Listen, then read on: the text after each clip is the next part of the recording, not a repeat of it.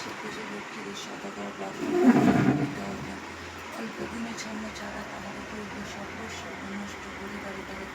দৈব যুগে আসবে সেই বিদ্যারাগার বিদ্যা লক্ষ্মীব্রত করে লয়ে বোধগণ বণিকের মনে পড়ে পূর্ব পুরাণ মনেতে বুঝিল কেন বিপাকে পড়েছে অহংকারে করে লক্ষ্মী তারে ছাড়িয়াছে দুই করে করি সেই বণিক নাঙ্গা